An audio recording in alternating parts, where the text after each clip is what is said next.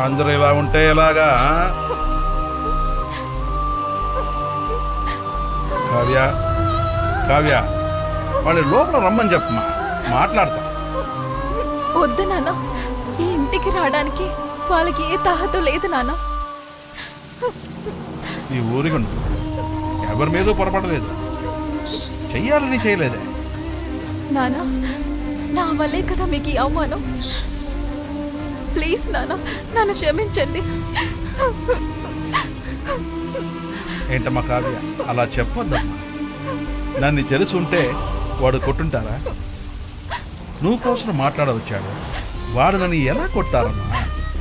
లేదు నాన్న, నేను తనతో అంత చెప్పినా తను ఇంత ప్రాబ్లం చేస్తే దానికి ఏంటి అర్థం? నేను తనకు అక్కర్లేదనే కదా నాన్న. ఇంకా నాకు వద్దు నాన్న అతను.